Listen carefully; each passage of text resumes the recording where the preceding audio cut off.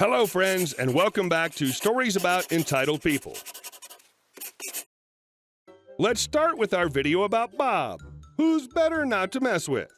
But before we begin, don't forget to subscribe to our channel if you're new here and turn on notifications so you don't miss a new video every single day. Here we go. I'm the Bob auditor. I've been working as a clerk/bag girl/cashier for 5 years. Here to talk about one of my grocery store's interesting quirks. It's a large chain store in the United States, and 3 years after I started working there, it decided to focus on the epidemic. Customers accidentally walking away with large items on the bottom of their cart that weren't rung up. They gave each employee a flyer about it, talking about how millions of dollars each year were lost to it, as well as how some people would deliberately take advantage of a cashier not paying attention. To combat this issue, they introduced a new item on this secret shopper list, bottom of basket, or Bob for short. We got a group meeting introducing Bob. They talked about Bob at length, stressing the importance of Bob to each and every one of us. They even gave us stickers for Bob items, all while calling it Bob, not bottom of basket or B.O.B., Bob. It was very difficult to take Bob seriously while calling it Bob, and all the employees made fun of it afterwards. Watch out for Bob, or he'll get you. Now, I hated secret shoppers as much as the next person. They always posted our most recent SS score at the top of the employee staircase, so we'd have to look at our shame, and people would always find out who screwed up because they posted the names with each department. They made us wear our personal SS scores on the back of our name tags so that anyone at any time could ask us what it was. Mine was 100% after 3 shops. Bob ruined it for me. I don't know how it happened, but I missed a Bob item on my very next shop. It was the only thing I got wrong, but it was a big thing to get wrong, so soon after us getting talked to about it, I thought I was great at Bob. But my ego was shattered by my mistake. My manager had to take me aside and give me a talk about Bob, explaining Bob to me like I was 3 years old. It was again very difficult to care about Bob because it sounded so funny. But I had to take Bob seriously because Bob was serious business. I thought that was the end of it. I was wrong. A week and a half later, a prissy-looking woman, PLW, showed up at our customer service desk and requested that I be relieved from my check stand so she could talk to me. I thought she was a customer, so confused, I got someone to cover me and asked her, "How may I help you?" in a nice cheery tone. I got someone to cover me and asked her, "How may I help you?" in a nice cheery tone I kept all the time at work. PLW. Hello, do you know why I'm here? Me. Looking around for anything that might clue me in. Anything. I'm afraid I don't, sorry. PLW. I'm the Bob auditor. She said it with such pride, such seriousness, that I almost burst out laughing. However, I remained calm, realizing that I was about to get chewed out about Bob again. Me. Oh, yes, I know why you're here. PLW proceeded to hold her clipboard and read my score from the shop and exactly what it was that I missed, exactly how. I didn't check to see if there were any Bob items. She then talked to me about how important Bob was. For 20 long minutes, she talked to me about Bob with the somberness of a eulogist. All I could do was nod, solemnly, regretfully, and agree with her about the importance of Bob and swearing that I would never miss Bob again. In my head, I was laughing the entire time at Bob, cursing myself for effing around with Bob and bringing the wrath of Bob upon me. I escaped and told other employees about the Bob auditor later to make sure I wasn't just losing my mind about how funny it sounded. They agreed. I never effed with Bob again. And our second story. We for sure have kids. We just can't recall their names, ages, or genders. On to the story. I run a small, local children's charity that gives holiday gifts to underprivileged children. The process is a parent or guardian fills out an application, then sends it to us with the app or questions about the child's interests and wish lists. We have in big bold letters on the very top of the page saying, "We do not give out bikes or electronics." Though a lot of people still put bike in a list of multiple electronics as their kids' interests. In some cases, only those things. When a family of 7 applies and every kid wants a bike, Xbox, PlayStation, and DS and nothing else, we can't take them.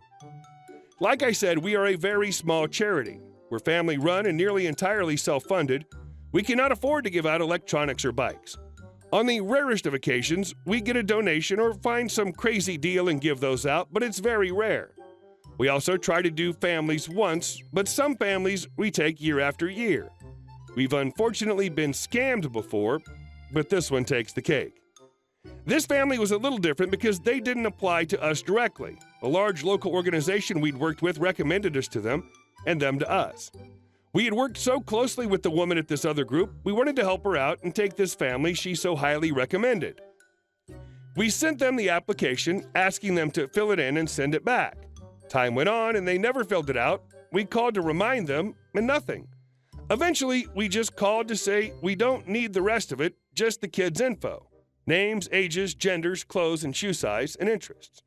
They sent one of those things. We got the kids' wish list, Xbox, PlayStation, Wii. This was a few years ago, so it was still popular.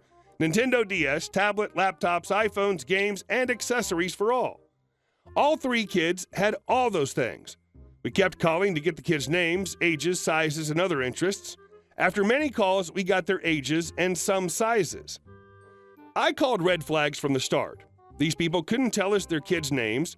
They took so long figuring out their ages even. Had they applied directly to us, it would have been an easy no. But because it came from such a reputable, trustworthy woman and group, we thought maybe there was another issue. Of course, we didn't get them any electronics. We couldn't even if we wanted to. We got them clothes, age-appropriate toys, shoes, winter coats, school supplies, crafts, board games, books, boxes of gifts. Everything was wrapped and decorated. We signed the names on the gifts and say, "From Santa." But because this family was never able to get their kids' names to us, we could only write age, gender. So it was 8-year-old boy from Santa. It was weird, but we promised the woman who recommended them we were accepting this family. We dropped off about 2 weeks before Christmas. More often than not, we never see the kids when we drop off because the families want to say Santa brought everything. So when we didn't see any kids, we thought nothing of it. We deliver and pick up almost nonstop the 2 weeks before Christmas, so we're crazy busy. We get calls all the time to arrange pickup or drop-off. We were called by them, and they left a message about the drop-off date. Didn't think about it at first, but we looked at the family and saw they had already been delivered. They call again. We answer. And this is the following. I wasn't the one on the phone, but we talked about it right after, and it still sticks in my head. They. When are you coming with the rest? Us. I'm a little confused. I believe we dropped off your gifts. They. We mean the rest. Us. The rest of what? We brought everything when we dropped off. Again, boxes of gifts. No. None of that was what we asked for. When are you going to bring the Xbox, PlayStation, laptop, phones, etc.? What we brought you is everything. We're not able to give out electronics and don't have anything more to offer you at this time.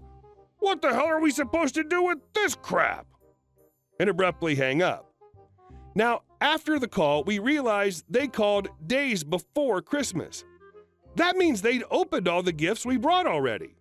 The nice new clothes and toys and everything else were great gifts, but had less pawn value. We were disgusted.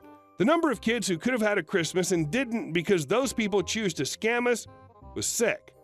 They make you want to give up. You put in so much work, so much time, so much money into doing this, and these scammers make it feel like it's not worth it. The people we actually help do make it worth it, but people like this just ruin things. I wanted to go back and demand the stuff back. They wouldn't have given it back, and it would have been very dangerous to try. It wasn't realistic to demand the stuff back, but I still wanted to. Though I admit it's not worth getting stabbed over. We did call the organization and recommend them and told them what happened and that we were sure they didn't have kids. Unlike us, this other group is a large government organization. They were giving this family rent money, food for 5 people, appliances, and lots of other big items. They were giving them stuff for 2 parents and 3 kids, not realizing it was only 2 adults with no kids. We don't know what else happened after that, but we do know the other group dropped them completely because they decided to yell at us for not giving them thousands of dollars of electronics and complained that their gifts weren't good enough.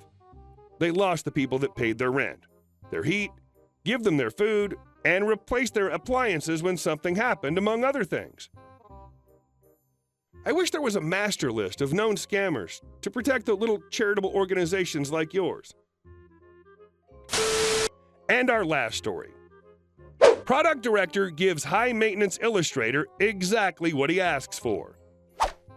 Back when I worked at a small publishing company, the product director I worked under was dealing with a very demanding illustrator. The author of the book loved this man's art and was thrilled when he agreed to do the illustrations, but the artist had never done illustrations for a book before and had never had to create art to someone else's expectations. He fought us every step of the way, did the bare minimum to tweak his art to meet our requirements, practically threw tantrums whenever he got feedback, and repeatedly missed deadlines. We would have dropped him entirely were it not for the fact that the art was a deal breaker for the author, whose books usually sold well for us. Despite all the drama, we just decided to grin and bear with the illustrator's bad attitude.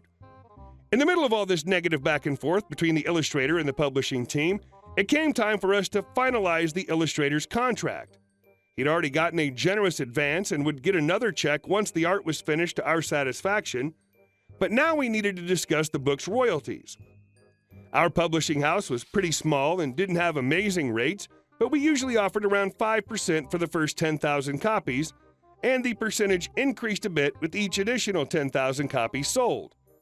When it came time for the meeting to discuss terms, the artist came sweeping in all full of himself, and before the product director could offer the usual rate, he said, "Now listen, I don't care what you normally pay your illustrators. I want 2% for the first 1,000,000 copies sold, 3% for all copies sold over 1,000,000. Don't try to lowball me. Those are my terms, and that's all I'll accept for my artwork." The product director leaned back in her chair, put her hand on her chin, and pretended to think about it. Then she said, "Well, artist, if that's what'll make you happy, and after all that you've done, I think we can make that work." We went over the rest of the contract, and I kept expecting the man to realize how low of a rate he demanded, but he really seemed to think that his artwork was going to make this book an international bestseller, and he was going to get a great deal. To this day, I can't comprehend why he had such insane expectations for that book's sales. I can't imagine who he talked to that gave him the idea that 2% was a steal. He went over the contract 3 times before signing, repeatedly insisting that he get his requested rate, and he left the meeting seeming to think he'd beaten us at our own game. The book ended up topping out at around 30,000 copies. Negotiation 101, Lesson 1. Never make the first offer. I guess the moron was absent that day. Hey guys, thank you all for watching the video. I'll see you in the next one.